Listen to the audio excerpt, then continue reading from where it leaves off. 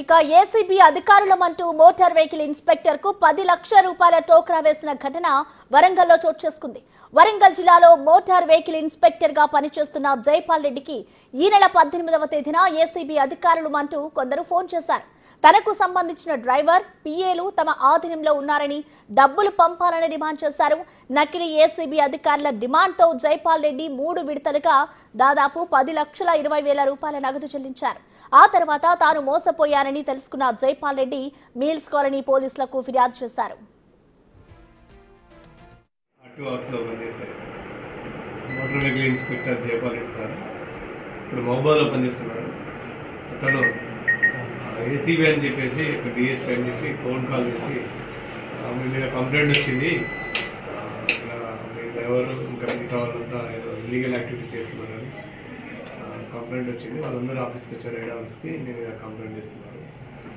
ఎందుకు రిటైర్మెంట్ దగ్గరలో ఉన్నావు కదా, ఎందుకు ఇదంతా సెటిల్ చేసుకోవాలని చెప్పేసి ఇతన్ని మాట్లాడటం, బెదిరియటం, కన్విన్స్ చేయటం అలా చేయడం వల్ల ఇతను కూడా నిజంగానే ఏసీబీ ఆఫీసర్ అని అనుకుని వాళ్ళకి కొంత అమౌంట్ ట్రాన్స్ఫర్ చేయడం జరిగింది. R2 హౌస్లో.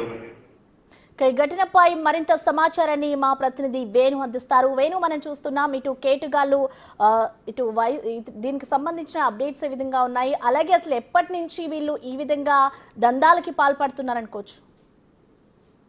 గత కొన్నేళ్ల నుంచి కూడా సైబర్ నేరగాళ్లు అటు ఆన్లైన్ గేమ్లను ఆడుతూ కొంతమంది స్మార్ట్ ఫోన్లకు అడిక్ట్ అయిన వ్యక్తులను టార్గెట్ చేసేది. కానీ ఈ మధ్య ఏసీబీ అధికారులమని చెప్తూ ప్రభుత్వ ఉద్యోగులకు ఫోన్లు చేసి బెదిరించిన ఘటనలు జరుగుతున్నాయి.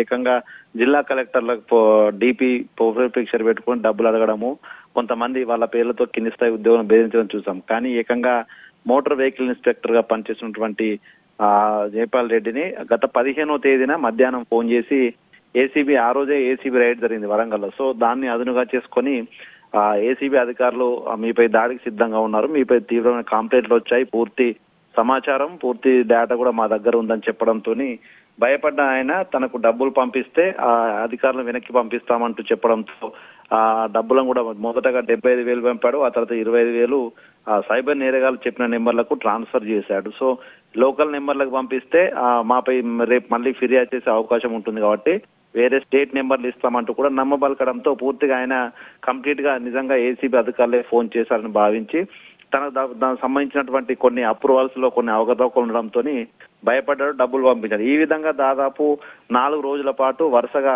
వేరు అకౌంట్ నెంబర్లు ఇస్తూ, వేరు ఫోన్ పే నెంబర్లు ఇస్తూ సుమారు 10 లక్షలకు పైగా డబ్బులు పంపించుకోవడం జరిగింది. ఆ తర్వాత అసలు ఏసీబీ అధికారులు విడతల వారీగా డబ్బులు పంపించడం వెనుక కారణం ఏంటంటూ కొంత ఎంక్వైరీ చేయగా తన సహోద్యోగుల దగ్గర నుంచి అసలు ఏసీబీ డిఎస్పీ నెంబరు మీకు వచ్చిన నెంబర్ కాదని చెప్పడంతో వెంటనే ఏసీబీ డిఎస్పీకి ఫోన్ చేశారు. అసలు మా డిపార్ట్మెంట్ ఎవరు ఫోన్ చేయాలని చెప్పడంతో కంగు తిన్నటువంటి ఎంవీఐ అప్పుడు మిల్స్ కాలనీ స్టేషన్ సంప్రదించి పూర్తిగా తాను సైబర్ నేరగాళ్ల చేతిలో మోసపోయానని గ్రహించి నిన్న సాయంత్రం అయితే కంప్లైంట్ ఇవ్వడం జరిగింది. పోలీసులు కూడా ఈ ఘటనపై కేసు నమోదు చేసుకొని దర్యాప్తు చేస్తారు. సో ఇట్లా అమాయకులను, కొంతమంది ప్రైవేట్ ఉద్యోగులను వేధించడం సైబర్ నేరగాళ్ల వల్ల పడడం చూసాం. కానీ ఏకంగా ప్రభుత్వ ఉద్యోగులుగా ఉంటూ సైబర్ నేరగాళ్ల గురించి అవేర్నెస్ కల్పించాల్సిన స్థాయిలో ఉండాల్సిన అధికారులు కూడా ఈ విధంగా ఏసీబీ అధికారుల పేరుతో సైబర్ నేరగాళ్ల వలలో పడడం అయితే ప్రస్తుతం వరంగల్ జిల్లాలో చర్చనీయాంశమైంది. మరోవైపు ఎంత స్థాయిలో అవినీతి చేస్తుంటే ఈ వ్యక్తి ఏసీబీ అధికారులు అని చెప్పిన వ్యక్తులకు డబ్బులు పంపించుంటాడు. సో ఈ అధికారులపై కూడా చర్యలు తీసుకోవాలంటూ కూడా స్థానికులు కూడా చర్చించుకున్న పరిస్థితి. సో దీనిపై పోలీసులు అయితే ఇంట్రాగేషన్ చేస్తున్నారు. దీనికి సంబంధించి అకౌంట్లు ఏ అకౌంట్లకు పంపారో వాటన్నిటిపై కూడా సైబర్ సెక్యూరిటీ బ్యూరో కూడా ఇన్ఫర్మేషన్ ఇవ్వడం జరిగింది. సో దీనిలో త్వరలోనే ఆ నేరగాళ్లను కూడా పట్టుకుంటామంటూ మిల్స్ కాలనీ ఇన్స్పెక్టర్ కూడా చెప్పిన పరిస్థితి. ప్రసన్న వేణు, మనం చూస్తున్నాం అంటే గతంలో కూడా ఈ విధంగానే కేటుగాళ్లు ఏదో ఒక విధంగా మనీని ట్రాన్స్ఫర్ చేసుకోవడం కానివ్వచ్చు, మనీని డిమాండ్ చేయడం కానివ్వచ్చు చేస్తూ ఉన్నారు. మరొక వైపు దీనికి సంబంధించి ఒకవైపు అవగాహన కార్యక్రమాలు నిర్వహిస్తున్నారు. అవగాహన చేస్తున్నా కూడా ఎక్కడో ఒక చోట ఇలాంటి ఘటనలు జరుగుతున్నాయి. సో దీనికి సంబంధించి ప్రెసెంట్ పోలీసులు ఏం చెప్తున్నారు? అంటే గత కొన్నేళ్ల నుంచి కూడా ఇట్లా ఏసీబీ అధికారుల పేరు చెప్తూ బెదిరించడము, సైబర్ ఫ్రాడ్ కి పాల్పడడం అనేది చాలా విరివిగా జరుగుతుంది. సో దీంతోనే ఏసీబీ అధికారులు కూడా ప్రతిసారి ఏసీబీ అధికారులు ఎవరికి కూడా ఫోన్లు చేసి డబ్బులు డిమాండ్ చేయరు. నిజంగా తాము రైడ్ చేసే పరిస్థితి ఉంటే ఎవరికి కూడా ఇన్ఫర్మేషన్ ఇవ్వరు. సో అదంతా ప్రభుత్వ ఉద్యోగులందరికీ తెలిసిన విషయమే. కానీ కొంతమంది డిపార్ట్మెంట్లకు సంబంధించిన వ్యక్తులు కొంత అక్రమాల పాల్పడుతున్న వ్యక్తులను టార్గెట్ చేస్తూ వాళ్ళకు మాత్రమే సైబర్ నేరగాళ్లు ఏసీబీ అధికారులు ఫోన్ చేస్తున్నారు. వాళ్ళు ఆ రీసెంట్ గా జరిగిన ట్రాన్సాక్షన్స్ ఏదైతే కొన్ని ఇల్లీగల్ గా నిబంధనల విరుద్ధంగా ట్రాన్సాక్షన్స్ జరుగుతాయో ఆ సమాచారం కూడా షేర్ చేయడంతో నిజమే అని భావిస్తున్నటువంటి ఈ అధికారులంతా కూడా నిజంగా వాళ్ళు చెప్పిన నెంబర్లకు డబ్బులు పంపించడం జరుగుతుంది. అంటే రెండు విధాలుగా సైబర్ నేరగాలు డబ్బు దోచుకోవడానికి సైబర్ ఫ్రాడ్లకు తెరదీస్తే ఈ అధికారులు కూడా కొంత ఇల్లీగల్ గా అప్రూవల్స్ ఇస్తూ కొన్ని తమ నిబంధనల విరుద్ధంగా పనిచేస్తూ కొన్ని డబ్బులు దండుకోవడంతోనే వాళ్ళు భయం ఉంటుంది. ఆ భయాన్ని ఆసరా చేసుకొని ఏసీబీ అధికారుల పేరుతో సైబర్ నేరగా రెచ్చిపోతుంది. అంటే ఇద్దరి దగ్గర తప్పు ఉంటుంది. సో అంటే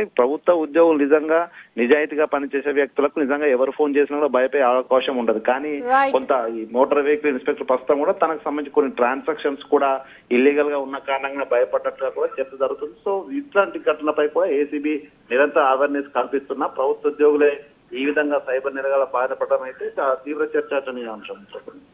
రైట్ వేణు, థ్యాంక్ యూ.